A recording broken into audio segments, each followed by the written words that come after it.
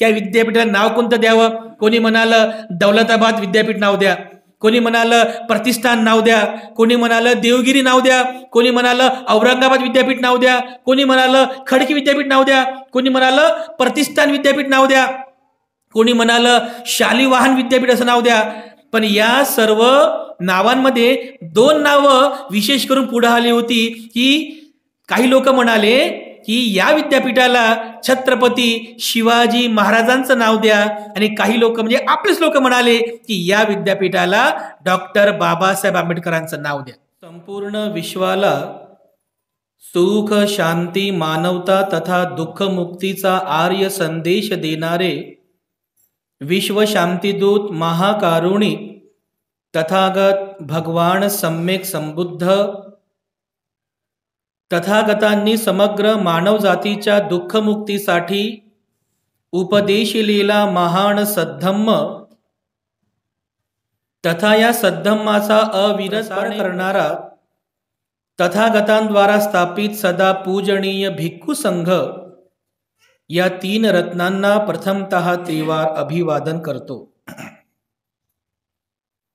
ज्यांच्या अथांग अमर्याद असीमित त्याग प्रभावामुळे या भारतभूमीला बुद्धभूमीचे रूप पुन्हा एकदा प्राप्त झालं, असे बौद्ध धम्माचे पुनरुद्धारक तुम्हा सर्वांचे उद्धार करते प्रज्ञा सूर्य बोधिसत्व डॉक्टर बाबासाहेब आंबेडकर यांच्या समग्र धम्मक्रांतीमध्ये जीवनाच्या शेवटच्या श्वासापर्यंत शेवटच्या रक्तापर्यंत समर्पित राहून आजच्या या मंगलमय प्रसंगी संघरत्न बुद्धविहार पार्क औरंगाबाद या ठिकाणी आजचा हा धम्म संस्कार आपण संपन्न करीत आहोत.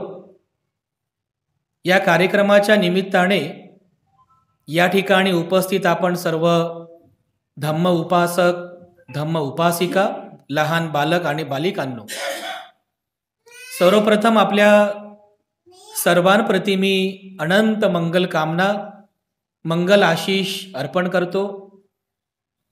बांधवांनो, आज एका विशेष निमित्ताने आपण इथे आजचा हा संस्कार संपन्न करीत आहोत. तसं तर सर्वांनाच विदित आहे, माहिती आहे, आज 14 जानेवारी 2024 ही तारीख मात्र आपण कधीच विसरू शकत नाही. 14 जानेवारी 1994 म्हणजे 30 वर्षांपूर्वी याच मराठवाड्यातील औरंगाबाद शहरातील मराठवाडा विद्यापीठाला डॉक्टर बाबासाहेब आंबेडकरांचं नाव देण्यात आलं आणि डॉक्टर बाबासाहेब आंबेडकर मराठवाडा विद्यापीठ म्हणून असा तो नामविस्तार झाला.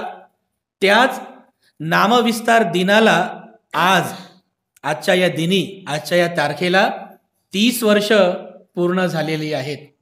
तेव्हा सर्वप्रथम या 30 वर्षांच्या या 30व्या नामविस्तार दिनाच्या वर्धापन दिनानिमित्त आपल्या सर्वांना हार्दिक शुभेच्छा अर्पण करतो आणि मंगल कामना आपल्या सर्वांप्रती मी अर्पण करतो. उपस्थितांनो, एक प्रदीर्घ इतिहास या नामविस्तार दिनाच्या मागे आहे. हा इतिहास आपल्या सर्वांना माहिती असावा. हा प्रदीर्घ इतिहास आपल्या सर्वांना यासाठी माहिती असावा की आपण त्या इतिहासाचे घटक आहोत, आपण त्या इतिहासाचे साक्षीदार आहोत. या इतिहासाला या मराठवाड्यामध्ये सुरुवात झाली त्याची आपण सर्व साक्षीदार आहोत. म्हणजे कुठं ना कुठेतरी आपला इथे घडलेल्या या सामाजिक संघर्षाशी आपला संबंध आहे. कारण हा जो संघर्ष या मराठवाड्यामध्ये निर्माण झाला की या विद्यापीठाला बाबासाहेबांचं नाव मिळावं, या संघर्षाची आपलं काहीतरी नातं जुळलेलं आहे. कारण हा संघर्ष निर्माण करणारे दुसरे कोणी नाही आहेत, आपल्या रक्ताची लोक आहेत, आपल्या जातीची लोक आहेत. आणि म्हणून आपल्या रक्ताच्या लोकांनी निर्माण केलेला जो सामाजिक लढा आहे त्या सामाजिक लढ्याची जाणीव आपल्या सर्वांना नेहमी असली पाहिजे. हे सहज सोपं झालेलं नाहीये. आज जे आपण एवढ्या थाटामाटामध्ये म्हणतोय की बाबासाहेबांच्या विद्यापीठ असलेल्या शहरामध्ये मी राहतो, बाबासाहेबांचं नाव या विद्यापीठाला मिळालं, परंतु बांधवांनो, या विद्यापीठाला बाबासाहेबांचं नाव मिळणं हे सहज आणि सोपं नव्हतं. हे सहज आणि सोपं गोष्टी नाही आहे. तुम्ही जर हा संपूर्ण इतिहास जाणाल, हा जो इतिहास आहे केवळ बाबासाहेबांचं नाव या विद्यापीठाला मिळावं केवळ एवढ्यापुरता लढा नव्हता. हा आपला अस्मितेचा लढा होता, हा आपल्या स्वाभिमानाचा लढा होता. कारण बाबासाहेबांचं नाव एखाद्या विद्यापीठाला देणं हे सहज सोपं नाही आहे. एवढी महान विभूती, महाविद्वान, महापंडित, प्रकांड पंडित बाबासाहेब आंबेडकर ज्यांनी या भारताचं संविधान लिहिलं, ज्यांच्या लिहिलेल्या संविधानावर या भारताचं राजकारण चालतं, या भारताचा कारभार चालतो, त्या महामानवाचं नाव या विद्यापीठाला मिळालं हे सहज आणि सोपी गोष्ट नाहीये. मी तर नेहमी म्हणतो औरंगाबादच्या लोकांना की आपण फार भाग्यवान आहोत. भाग्याचं वगैरे आपण मानत नाही, आपण फार पुण्यवान आहोत.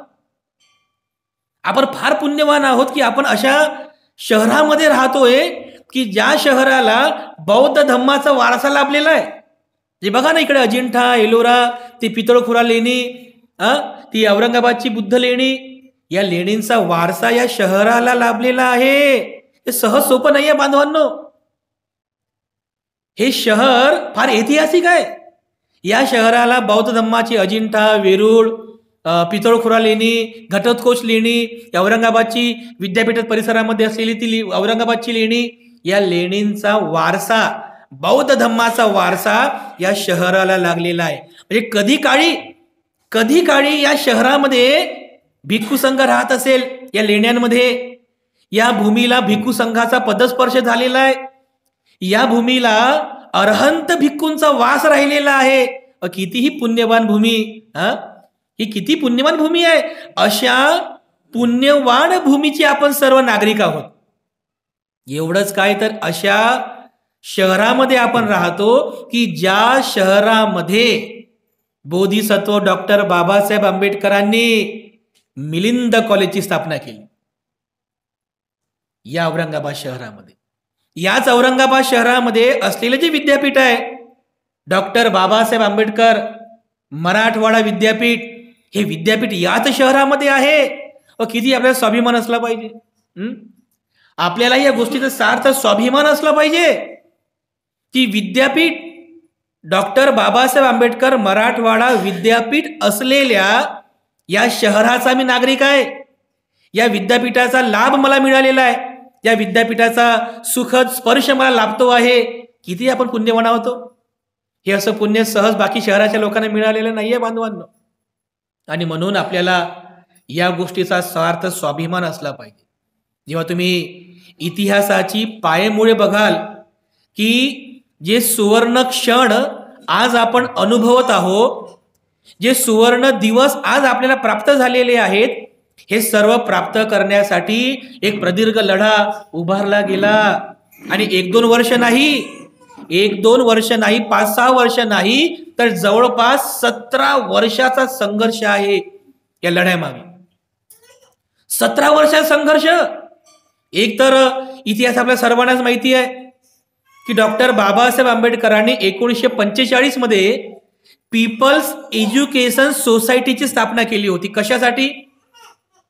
कशासाठी केली होती की आपल्या समाजातील जे गरीब परंतु होतकरू विद्यार्थी आहेत त्यांना उच्च शिक्षण घेता यावं, किमान ग्रॅज्युएशन पर्यंत त्यांचं शिक्षण व्हावं, याकरिता या उद्देशाने बाबासाहेब आंबेडकरांनी पीपल्स एज्युकेशन सोसायटीची स्थापना 1945 ला केली होती.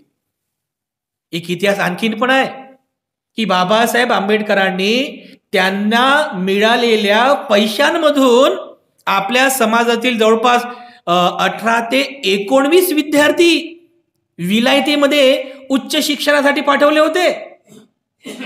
उच्च शिक्षणासाठी त्या सर्वांचा खर्च स्वतः बाबासाहेबांनी केला होता.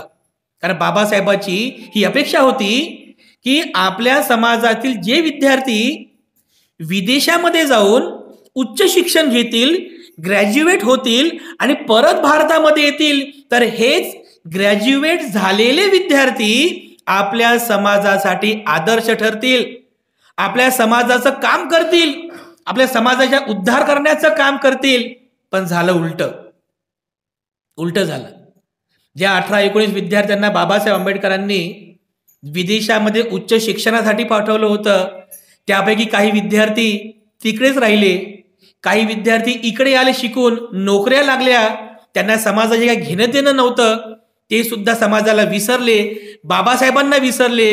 मात्र 1-2 काही असे विद्यार्थी होते की ज्यांनी मात्र समाजाचं काम केलं.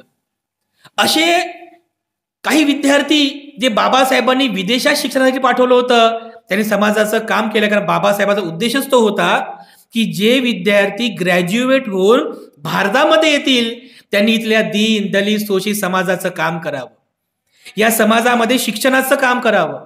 आणि याच उद्देशाने बाबासाहेबांनी पीपल्स एज्युकेशन सोसायटीची स्थापना केली आणि पहिलं कॉलेज सिद्धार्थ महाविद्यालय मुंबईमध्ये स्थापन केलं. हा इतिहास सर्वांना माहिती आहे. सिद्धार्थ महाविद्यालय मुंबईमध्ये स्थापन केलं. तर बाबासाहेब तर प्रकांड पंडित होते, बाबासाहेब प्रकांड पंडित होते आणि बाबासाहेबांनी भारताचं संविधान लिहिलं, भारताचा कायदा लिहिला. एवढ्या प्रकांड पंडित असलेल्या बाबासाहेबांच्या विद्वत्तेवर सगळा भारत खुश होता. अरे मोठमोठे नेते सुद्धा बाबासाहेबांना घाबरायचे बाबासाहेबांची विद्वत्ते पुढे. आणि या बाबासाहेबांच्या विद्वत्ते पुढे नतमस्तक होणाऱ्यांपैकी एक होता हैदराबादचा निजाम. हैदराबादचा जो निजाम होता तो सुद्धा बाबासाहेबांच्या विद्वत्तेला असा नतमस्तक करायचा. तर बाबासाहेब होते ना, एवढे महाविद्वान बाबासाहेब होते.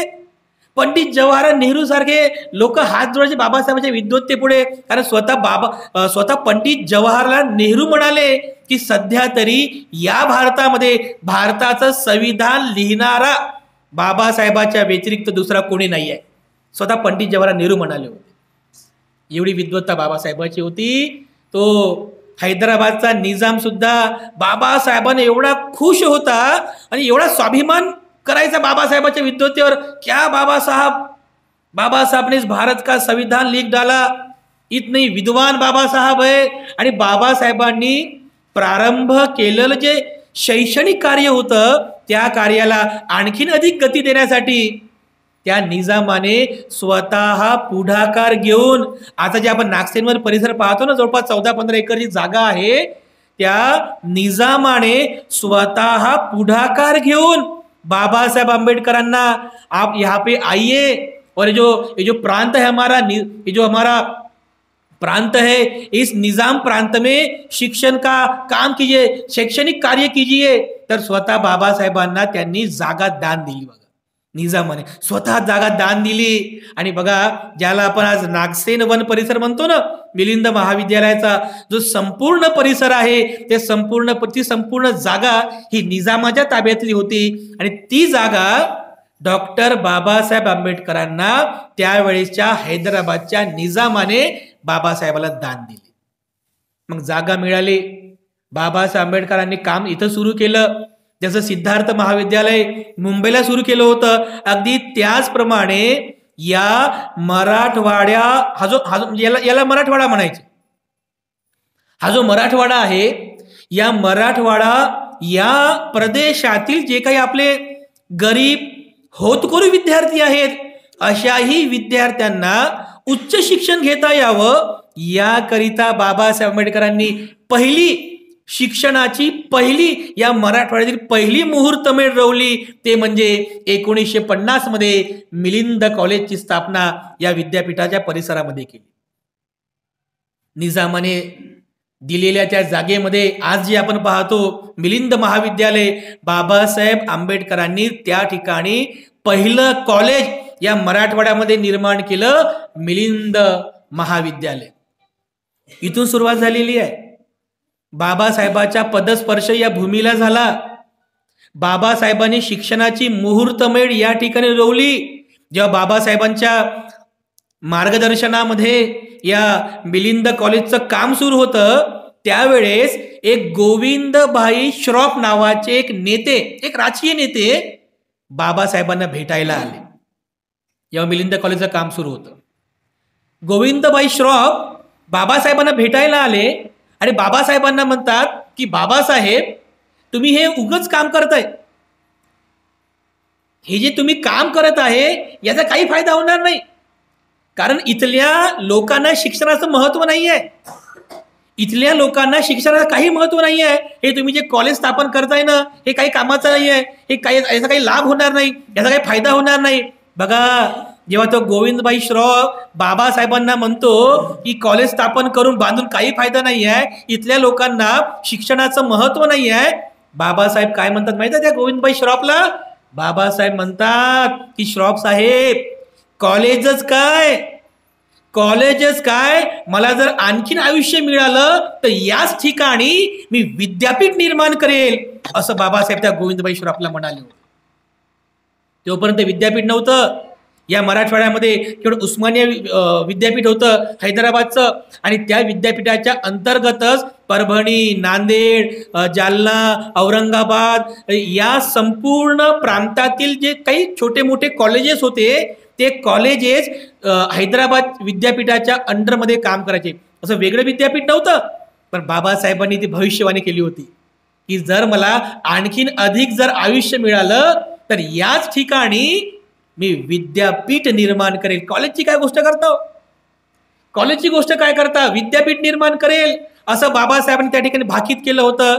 पण बाबासाहेब आंबेडकरांना तेवढं आयुष्य मिळालं नाही, परंतु मिलिंद कॉलेजची स्थापना करून बाबासाहेब निघून गेले. बाबासाहेबांनी मिलिंद कॉलेजची स्थापना केली. बघा किती मोठं परिवर्तन झालं बांधवांनो. या मराठवाड्यामध्ये मुहूर्तमेढ रोवली मिलिंदच्या नावाने. त्या मिलिंद राजाचं नाव दिलं बाबासाहेब आंबेडकरांनी त्या कॉलेजला. आणि बाबासाहेबांना हे अपेक्षित होतं की या कॉलेजमध्ये शिक्षण घेणारा प्रत्येक विद्यार्थी हा मिलिंद राजाप्रमाणे असावा आणि प्रत्येक शिक्षक हा भिक्षू नागसेनाप्रमाणे असावा. बाबासाहेबांनी दिलं त्या कॉलेजला नाव, मिलिंदाचं नाव. लोकांना असं वाटतं की तो मिलिंद राजा फार विद्वान होता, तो मिलिंद राजा बौद्ध धर्माचा होता, त्या मिलिंद राजाने बौद्ध धर्माची दीक्षा घेतली, म्हणून बाबासाहेब आंबेडकरांनी या कॉलेजला मिलिंद हे नाव दिलं. असं काही लोकांना वाटतं, ते चुकीचं आहे. राजा मिलिंद हा बौद्ध होता म्हणून बाबासाहेबांनी मिलिंदाचं नाव दिलं नाही. मिलिंद राजा हा विद्वान होता, 19 विद्यांमध्ये पारंगत होता, म्हणून बाबासाहेबांनी मिलिंद हे नाव दिलं नाही. बाबासाहेब स्वतः सांगतात, कधी जर तुम्ही मिलिंद कॉलेजला गेले तर एंट्री गेटच्या बाजूला एक ब्लॅकबोर्ड आहे, त्याच्यावरती बाबासाहेबांनी केलेलं भाषण पूर्ण लिहिलेलं आहे. त्या भाषणामध्ये बाबासाहेबांनी सांगितलेलं आहे की या कॉलेजला मिलिंद हे नाव देण्याचा माझा उद्देश आहे की ज्याप्रमाणे एवढा मोठा विद्वान राजा, एवढा मोठा राजा केवळ एका 20 वर्षांच्या नागसेन भिक्षू पुढे नतमस्तक होतो. कारण वादविवाद झाला ना, वादविवादामध्ये तो मिलिंद राजा हरला. जर त्याने ठरवलं असतं तर त्याने नागसेन भिक्षूला बहिष्कारित केलं असतं, तुरुंगामध्ये डांबलं असतं. मला हरवलं, एवढा मोठा मी राजा, मला हरवलं एवढा लहान भिक्षूने. पण तसं त्याने केलं नाही. त्याच्यामध्ये नम्रता किती होती, त्याच्यामध्ये किती नम्रता होती. तेवढ्याच नम्रतेने तो खाली बसतो, गुडघ्यावर वंदन करतो त्या 20 वर्षांच्या भिक्षूला आणि बौद्ध धर्माचा स्वीकार करतो. एवढी मोठी नम्रता, पोलाइटनेस, हॉनेस्टी त्या मिलिंद राजामध्ये होती. आणि म्हणून बाबासाहेब म्हणतात की ज्याप्रमाणे जी नम्रता, बौद्धिक नम्रता, याला इंटेलेक्च्युअल हॉनेस्टी म्हणतात, बौद्धिक नम्रता. जरी तुम्ही विद्वान आहात, बौद्ध फार प्रचंड बुद्धिमत्ता तुमच्याकडे आहे, विद्वान आहात, पण तेवढीच नम्रता तुमच्यामध्ये असली पाहिजे. आज पाहतो आपण 1-2 पुस्तकं वाचतात लोक आणि स्वतःला लई हुशार समजतात. त्यासाठी नाही आहे. इंटेलेक्च्युअल हॉनेस्टी होती बाबासाहेबांमध्ये आवडलेली. मिलिंद राजामध्ये ज्याप्रमाणे इंटेलेक्च्युअल हॉनेस्टी होती, बौद्धिक नम्रता, तशी बौद्धिक नम्रता इथल्या प्रत्येक विद्यार्थ्यांमध्ये असली पाहिजे. हा बाबासाहेबांचा उद्देश होता.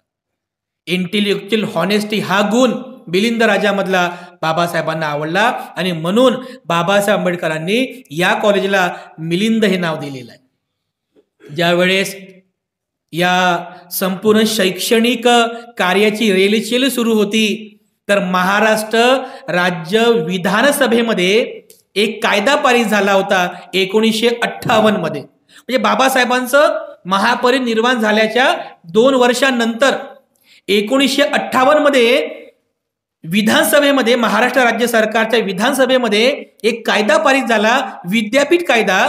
आणि त्या विद्यापीठ कायद्याच्या अंतर्गत जे हैदराबाद विद्यापीठ होतं त्या हैदराबाद विद्यापीठातील हा जो मराठवाडा प्रांत आहे या मराठवाड्या प्रांतातील औरंगाबाद, परभणी, जालना, उस्मानाबाद या 4-5 जिल्ह्यातील जेवढे काही कॉलेजेस होते त्या सर्व कॉलेजांचं मिळून एक विद्यापीठ तयार केलं जावं अशा प्रकारचा सूर आला आणि 1958 मध्ये कायदा पारित झाला. उस्मानिया म्हणजे हैदराबाद विद्यापीठातून औरंगाबादचं जे विद्यापीठ होतं त्यांना वेगळं करण्यात आलं आणि औरंगाबादसाठी एक विशेष, एक स्पेशल विद्यापीठाची निर्मिती करण्यात आली त्या कायद्यानुसार. तर मग नेते लोक जे होते चर्चा केली त्या विद्यापीठाला नाव कोणतं द्यावं.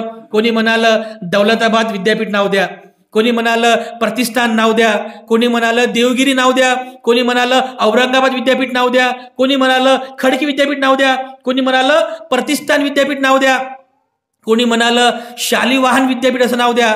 पण या सर्व नावांमध्ये 2 नावं विशेष करून पुढे आली होती की काही लोक म्हणाले की या विद्यापीठाला छत्रपती शिवाजी महाराजांचं नाव द्या आणि काही लोक म्हणजे आपलेच लोक म्हणाले की या विद्यापीठाला डॉक्टर बाबासाहेब आंबेडकरांचं नाव द्या. म्हणजे महापुरुषांपैकी ह्या 2च महापुरुषांची नाव पुढे आली होती. एक तर छत्रपती शिवाजी महाराजांचं नाव द्या किंवा डॉक्टर बाबासाहेब आंबेडकरांचं नाव द्या. अशी विविध प्रकारची नावं पुढे आली आणि सरते शेवटी सगळी चर्चा विनिमय करून या विद्यापीठाला मराठवाडा विद्यापीठ असं नाव देण्यात आलं आणि 1958 मध्ये मराठवाडा विद्यापीठाची स्थापना या औरंगाबाद शहरामध्ये करण्यात आली. परंतु ज्या लोकांनी छत्रपती शिवाजी महाराजांचं नाव या विद्यापीठाला देण्यासाठी पुढे आणलं होतं ऑलरेडी अगोदरच कोल्हापूरच्या विद्यापीठाला नाव देण्यात आलं होतं. त्यामुळे फक्त बाबासाहेबांचंच नाव या विद्यापीठाला मिळावं कारण या मराठवाड्यामध्ये बाबासाहेबांनीच शिक्षणाची मुहूर्तमेढ रोवली.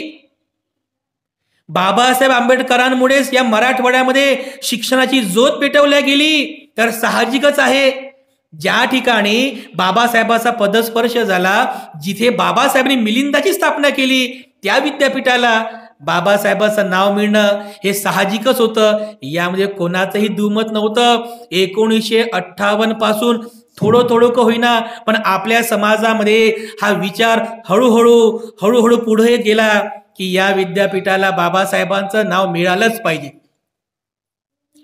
चर्चा तर झाली विधानसभेमध्ये पण कोणी त्याला पुढाकार घेतला नाही. फक्त मराठवाडा विद्यापीठाची स्थापना झाली. असं करता करता करता 1978 मध्ये या संघर्षाला सर्वात मोठं रूप मिळालं. 1978 मध्ये मोठा संघर्ष झाला, समाजामध्ये संघर्षाला सुरुवात केली आणि मराठवाडा विद्यापीठाला डॉक्टर बाबासाहेब आंबेडकरांचंच नाव मिळावं याकरिता समाजामध्ये संघर्ष सुरू झाला.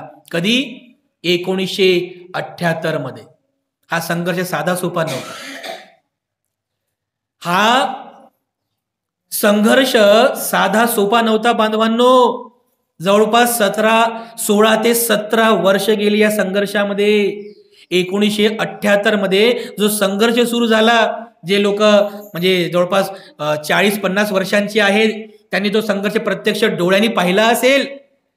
त्यांनी हा नामांतराचा संघर्ष प्रत्यक्ष डोळ्यांनी पाहिला असेल. मग ते वाघमारे असो, पोशीराम कांबळे असो की असे अनेक शहीद झाले लोक आपल्या समाजातील. असे अनेक लोक, स्त्रिया, महिला पुरुष शहीद झाले. या विद्यापीठाला बाबासाहेबांचं नाव मिळावं याकरिता कित्येक गावं बेचिराग झाले. हा जो संघर्ष झाला ना या विद्यापीठाला बाबासाहेबांचं नाव मिळण्यासाठी कित्येक महिलांच्या नग्न धिंड काढण्यात आले, कित्येक लोकांना मारण्यात आलं, गावाची गावं उद्ध्वस्त करण्यात आली, बेचिराग करण्यात आली, पण आपल्या लोकांनी माघार घेतली नाही. ते नांद्याचे कोणते बरं, त्याने अंगावरती तेल ओतलं होतं, पोचीराम कांबळे ना, पोचीराम कांबळे ना, पोचीराम कांबळे नावाचा एक तरुण तळफदार, बाबासाहेबांचं नाव या विद्यापीठाला मिळत नाही म्हणून अरे भर रस्त्यात पुढे आला, हातामध्ये डब्बा घेऊन, डब्यामध्ये रॉकेल होतं. हे सरकार बाबासाहेबांचं नाव देत नाहीये म्हणून याच्या निषेधार्थ त्याने आपल्या अंगावरती पेट्रोल ओतून, आपल्या अंगावरती रॉकेल ओतून स्वतःला पेटवून घेतलं, भर रस्त्यामध्ये पेटवून घेतलं. बघा, सहज झालं नाही बांधवांनो, सहज सोपं नाही आहे. ते ज्याचे हातपाय तोडले ते कोण, ते वाघमारे ना, नांदेडचे वाघमारे कोण, जनार्दन वाघमारे. कित्येक लोकांची नावं घ्यावी. हात पाय तोडले, स्वतःला जाळून घेतलं, कित्येक स्त्रियांना म्हणजे अत्यंत भयंकर असे अन्याय अत्याचार केले. कोणी की ज्यांनी बाबासाहेबांच्या नावाला विरोध केला, ज्यांनी बाबासाहेबांच्या नावाला विरोध केला त्या लोकांनी, उच्चवर्णीय लोकांनी आपल्या समाजातील लोकांवरती अन्याय अत्याचार केला. एक तर मोठा नेता होऊन गेला, मेला तो नेता, या महाराष्ट्रातला एक मोठा नेता तो मेला. त्या नेत्यानं असं म्हटलं होतं की ज्यांच्या घरी खायला नाही पीठ ते मागतात विद्यापीठ. भडकवलं, हा संघर्ष भडकवला की ज्याला खायला नाहीये पीठ ते मागतात विद्यापीठ. संघर्ष भडकवला, एका समाजाच्या विरुद्ध दुसरा समाज, असा संघर्ष पेटला. बघा, उच्चवर्णीय अतोनात अन्याय अत्याचार केले आपल्या लोकांवरती, परंतु आपल्या लोकांनी माघार घेतली नाही, संघर्ष सुरूच ठेवला. परंतु या संघर्षातला सर्वात महामेरू होता लॉंग मार्च. जोगेंद्र कवाडेंनी नागपूर ते औरंगाबाद पर्यंत लॉंग मार्च काढला होता. हजारो लोक तयार झाले, हजारो लोकांचा फौज फाटा घेऊन जोगेंद्र कवाडे निघाले त्या नागपूरवरून, नागपूरच्या विधानसभेवरून औरंगाबादच्या दिशेने. आजही बघा तुम्ही जर कधी त्या, कोणतं गाव आहे ते, तिथे रायरी आहे ना, त्या रायरीच्या त्या पुलावर त्यांचा मोर्चा अडवला, तिथेच लोक थांबले. आजही त्या ठिकाणी स्फूर्तीस्तंभ उभारलेला आहे. मोठा संघर्ष झाला. बघा, या सर्व संघर्षाच्या नंतर हा जो काही संघर्ष झाला, या संघर्षानंतर शेवटी 14 जानेवारी 1994 म्हणजे आजच्याच या तारखेला 30 वर्षांपूर्वी ज्यावेळेस महाराष्ट्राचे मुख्यमंत्री शरद पवार होते, त्यांच्या मुख्यमंत्रीच्या अखत्यारीमध्ये या आजच्या या ऐतिहासिक दिनी मराठवाडा विद्यापीठाचं नामविस्तार करण्यात आला आणि या विद्यापीठाला डॉक्टर बाबासाहेब आंबेडकर मराठवाडा विद्यापीठ अशा प्रकारचा नामविस्तार करण्यात आला. हा मोठा संघर्ष आहे. या संघर्ष, हा जो संघर्ष आहे, हा संघर्ष केवळ बाबासाहेबांचं नाव देण्यापुरता मर्यादित नव्हता. हा संघर्ष आपल्या अस्मितेचा होता. ही आपली अस्मिता आहे, कारण बाबासाहेब आपले अस्मिता आहे, बाबासाहेब आपला स्वाभिमान आहे. मग बाबासाहेबांचं नाव का दिल्या जाऊ नये याकरिता आपला स्वाभिमान, आपली अस्मिता ही कामाची नाही का, ही महत्वाची नाही का? मग हा एवढा मोठा संघर्ष झाला, 17-18 वर्ष लागले बाबासाहेबांचं नाव देण्यासाठी. बघा, एवढं मोठं परिवर्तन आज आपल्यामध्ये झालेलं आहे. एक काळ असा होता की एक नेता म्हणायचा की ज्याच्या घरी नाही खायला पीठ ते मागतात विद्यापीठ. अरे आजचं परिवर्तन बघा तुम्ही, या सगळ्या भारतामध्ये जवळपास 450 विद्यापीठ आहेत, 450 विद्यापीठ. आणि या 450 विद्यापीठाला ज्याला अनुदान देतात, विद्यापीठांचं नियोजन करण्याची एक नोडल एजन्सी आहे, त्याला UGC म्हणतात, युनिव्हर्सिटी ग्रँड कमिशन. त्या युनिव्हर्सिटी ग्रँड कमिशनचं ऑफिस दिल्लीमध्ये आहे. त्या युनिव्हर्सिटी ग्रँड कमिशनचा जो अध्यक्ष असो, चेअरमन, त्याने एक सही केली की 50 कोटी या विद्यापीठाला, एक सही केली की 60 कोटी या विद्यापीठाला. कोटीचा व्यवहार होतो. त्या सगळ्या भारताच्या सगळ्या विद्यापीठांचं कंट्रोलिंग पॉवर त्या चेअरमॅनकडे असते. बघा, माहित आहे, त्या UGCचा अध्यक्ष आपला माणूस झाला, बौद्धाचा माणूस डॉक्टर सुखदेव थोरात. बघा, बाबासाहेबांचं परिवर्तन आहे. म्हणजे एक काळ असा होता की एक काळ असा होता की नेता म्हणायचे की ज्याच्या घरी नाही पीठ ते मागतात विद्यापीठ. अरे कशाचं विद्यापीठ? या सगळ्या 450 विद्यापीठाचा बॉस आपला बौद्धाचा माणूस झाला, डॉक्टर सुखदेव थोरात. आणि माहित आहे डॉक्टर सुखदेव थोरात कुठे शिकले? या मिलिंद कॉलेजमध्ये शिकले. अर्थशास्त्रातून, अर्थशास्त्रामधून शिकून गेले आणि त्या 450 विद्यापीठाचा बॉस आपला माणूस झाला. बाबासाहेब आंबेडकरांनी ज्या शिक्षणाची मुहूर्तमेढ रोवली होती त्याच शिक्षणाची कास धरून आपल्या समाजामधून हजारो विद्यार्थी पुढे गेले. हजारो विद्यार्थी भारताच्या विविध क्षेत्रांमध्ये गेले. तर बघा 1972 मध्ये आपल्या समाजातील पहिला IAS अधिकारी घडला, डॉक्टर रत्नाकर गायकवाड. डॉक्टर रत्नाकर गायकवाड वयाच्या 23व्या वर्षी आपल्या समाजातला पहिला IAS अधिकारी घडला. या महाराष्ट्राचा चीफ सेक्रेटरी पर्यंत पोहोचला तो माणूस आहे, आता रिटायर झालेले आहेत. हा रत्नाकर गायकवाड IAS अधिकारी यामुळे घडू शकला कारण रत्नाकर गायकवाड यांच्या वडिलांना म्हणजे यशवंत गायकवाडांना बाबासाहेब आंबेडकरांनी विलायतेमध्ये शिक्षणासाठी पाठवलं होतं. म्हणून बाप शिकला तर पोरग शिकला, IAS अधिकारी झाला. बघा, म्हणून शिक्षण महत्वाचं आहे. तर बाबासाहेबांनी स्वतः म्हटलेलं आहे की शिक्षण हे वाघिणीचं दूध आहे. हे सहज पचवण्यासारखं नाही आहे, पण जो कोणी शिक्षणाचं दूध पेल ना वाघिणीचं दूध, तो गुरगुरल्याशिवाय राहत नाही.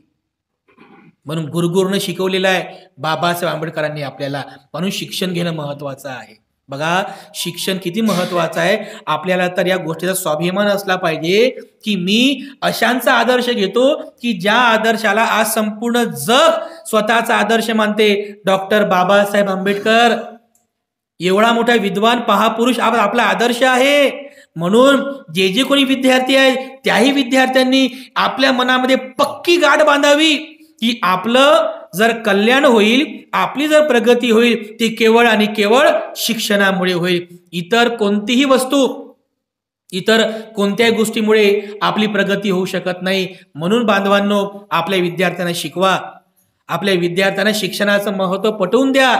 त्यांच्यापुढे बाबासाहेब आंबेडकरांचा आदर्श निर्माण करा की ज्याप्रमाणे बाबासाहेब आंबेडकर त्यांच्याकडे काहीही नसताना म्हणजे विपरीत परिस्थिती असताना बाबासाहेब एवढे मोठे महाप्रकांड पंडित झाले, शिक्षणामध्ये पुढे गेले, भारताचं संविधान लिहिलं, तुमचे आमचे उद्धारकर्ते झाले, बोधिसत्व झाले. त्या बाबासाहेबांचा आदर्श आपल्या विद्यार्थ्यांपुढे निर्माण करावा आणि बाबासाहेबांप्रमाणे त्यांना घडवण्याचा प्रयत्न करावा. एवढं जरी आपण केलं तरी मला असं वाटतं की आजच्या या नामविस्तार दिनाच्या निमित्ताने मायबापांनी, मातापित्यांनी जो संकल्प केलेला आहे, नक्कीच त्या संकल्पाद्वारेच खऱ्या अर्थाने बाबासाहेबांना आपण आजच्या दिनी या ठिकाणी अभिवादन करीत आहोत. तर आजचा हा जो काही नामविस्तार दिन आहे, 30 वर्ष पूर्ण झालेली आहेत. दरवर्षीच आपण नामविस्तार दिन साजरा करतो.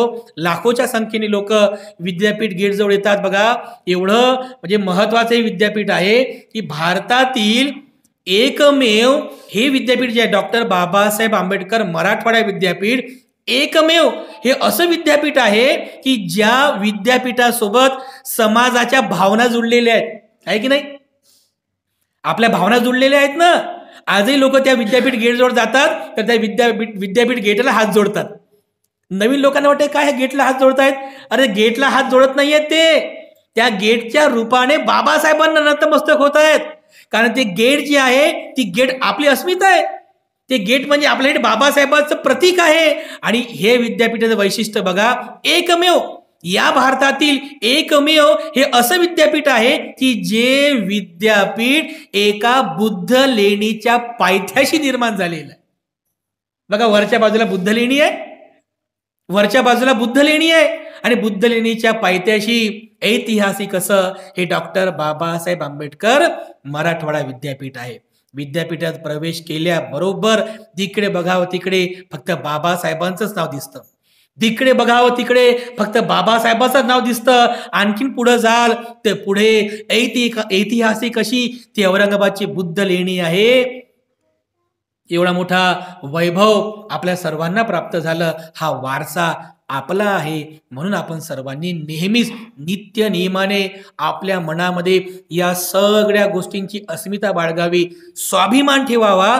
स्वाभिमानाने नमबुद्धाय म्हणा, स्वाभिमानाने जय भीम म्हणा, कारण हीच आपली श्रीमंती आहे. ही श्रीमंती इतर कोणालाही प्राप्त झालेली नाही आहे. धन दौलत, गाडी बंगला, बँक बॅलेन्स, नोकर चाकर या सर्व भौतिक श्रीमंतीपेक्षा पण सर्वात मोठी श्रीमंती बाबासाहेबांमुळे आपल्याला प्राप्त झालेली आहे. ते म्हणजे जीवन जगण्याचा स्वाभिमान, स्व अभिमान. म्हणजे मला स्वतःच्या माझ्या या जीवनाचा अभिमान आहे. माझं हे जे जीवन आहे ना, माझं हे जे मानवी जीवन आहे, माझा हा जो मनुष्य जन्म आहे, मला माझ्या मनुष्य जन्माचा स्वाभिमान आहे. मला माझ्या या मानवी जीवनाचा स्वाभिमान आहे. हेच तर पाहिजे. एखाद्या माणसाला सुखपूर्वक जगण्यासाठी दुसरं काय पाहिजे हो? अरे हा स्वाभिमान नेहमी आपल्या मनामध्ये बाळगा. हा स्वाभिमान बाबासाहेबांमुळे आपल्याला प्राप्त झालेला आहे. ही आपली श्रीमंती आहे. म्हणून जीवन जगत असताना सदैव स्वाभिमान ठेवा. या भारतामध्ये बौद्ध म्हणून मी जीवन जगत आहो याचा स्वाभिमान ठेवा.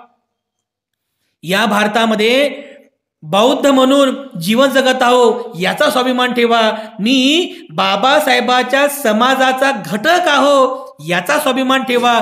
मी बाबासाहेबाचा DNA आपल्यामध्ये, बाबासाहेबाचा DNA आपल्या रक्तामध्ये बाबासाहेबाचा DNA भरलेला आहे. आणि म्हणून बाबासाहेबाच्या या महान संघर्षाचे आपण सर्व प्रतीक आहोत. आपण सर्व अस्मिता बाळगावी, स्वाभिमान ठेवावा आणि आपले जीवन जगावं. पुनश्च एकदा आजच्या या नामविस्तार दिनाच्या निमित्ताने पुनश्च एकदा आपल्या सर्वांना खूप खूप लक्ष शुभेच्छा अर्पण करतो आणि पुनश्च एकदा आपल्या सर्वांप्रती मंगल कामना अर्पण करून या ठिकाणी थांबतो. आपल्या सर्वांप्रती खूप खूप मंगल कामना.